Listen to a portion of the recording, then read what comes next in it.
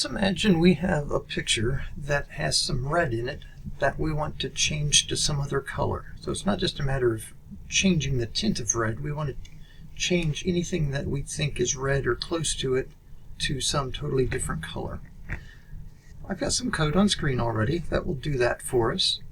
So let's talk through it and see how it's working. We're starting out with a lot of different parameters. And this is so that we could use it with any picture, but if we wanted to have code that worked with just one individual picture, then we actually wouldn't need to have any of the parameters here. We could have them inside the code. But we have this to work with any picture and any part of any picture. So we're passing in the picture we want to modify. The coordinates of the upper left part of the rectangle we're going to change, and that'll make more sense here in a moment. And the x and y coordinates of the lower right corner of the rectangle. So bottom line is we're going to change anything that's red inside of the defined rectangle to some other color, and the color we're going to change it to is the last parameter, the new color. So like we have many times before, we're going to create a loop to go through all of the pixels. For pixel and get pixels of picture. We are getting the x and y coordinates from the individual pixel that we retrieve each time through the loop. And then we're going to use that x and y value in an if statement. We're needing to use that to see if the pixel that we're dealing with is inside of the rectangle that we're wanting to change. If it's outside the rectangle, even though it's red, we don't want to touch it. We only want to change red that's inside of our defined rectangle. That is, if the x-coordinate of our current pixel is greater than our start x, which would be the top left corner, and it's less than or equal to the end x value, then we have the potential of wanting to change this pixel. And similarly, we need to look at the y. If our current y-coordinate is greater than or equal to the start y-coordinate, and it is less than or equal to the end y, then if both of those pieces are true, and we have true and true, that results in a true, and that defines that yes, it is in fact inside of the rectangle. And so at that point we need to check to see if the pixel is red or close to red. So the way we're going to do that is to get the color of an individual pixel and use the distance function that is available to us in our media computation toolbox. Distance is expecting to receive two colors. So we're getting the color of our pixel and we're giving it red. If we wanted to check for how close it was to some other color, we could of course put something other than red here. But in our example, we're wanting to look for red.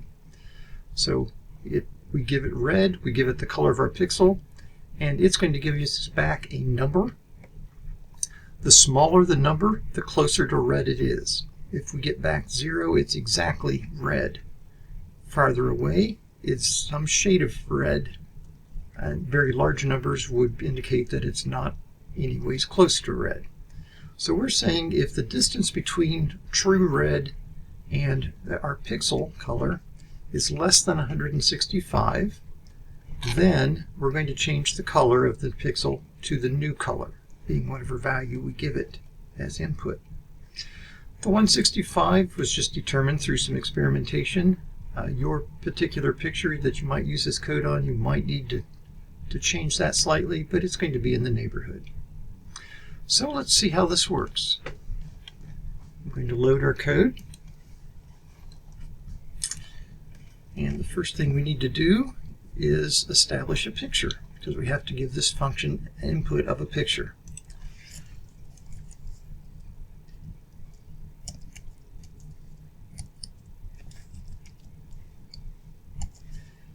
So that should allow us to select a picture and make it read the file and interpret all the bits.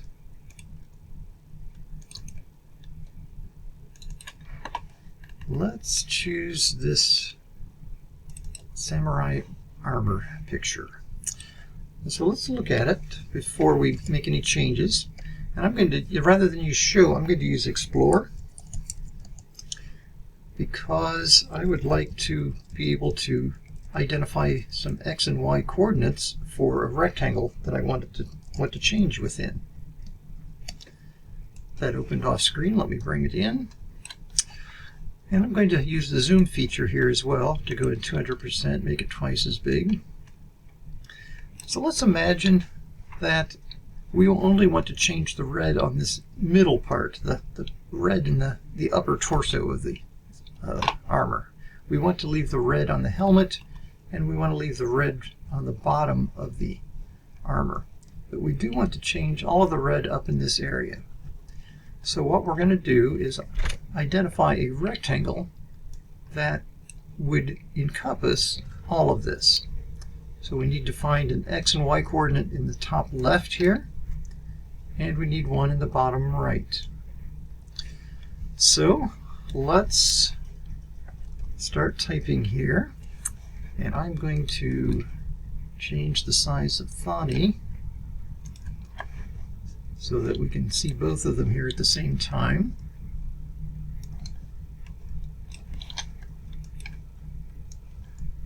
Our command is replace red and then picture.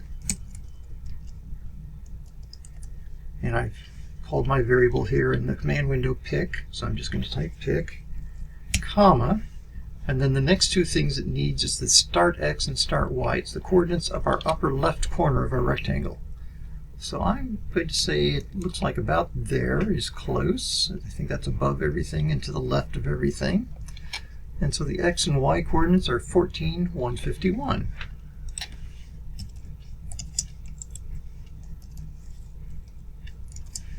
And then it needs the end X and end Y, so the bottom right coordinates.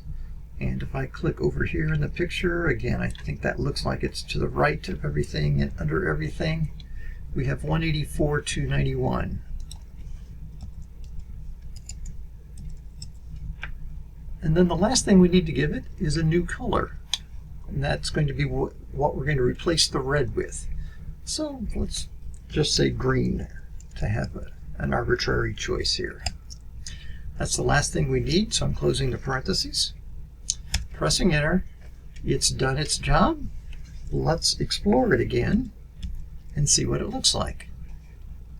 Again, that came in off screen. I'll bring it in. It's smaller because remember the first time we zoomed, so let's bring it up to the same level of magnification. And there we have on the right the original image, and on the left the new image. So it certainly found parts that were red. It maybe even found some parts that we wouldn't have thought were red. So it looks like it's picking up some red in here that is changed to green. If we wanted it to be a little more precise and not pick that part up, then we'd need to change the threshold so that it wasn't quite as broad net of what's red.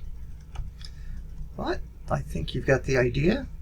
It would just be a matter of fine-tuning the code, the threshold, as to how close to red you're wanting. And again, it doesn't have to be red, it could be any color. We're just using red as an example here. As always, take a look at the code. If you have questions about it, reach out to me. We'll see you in class.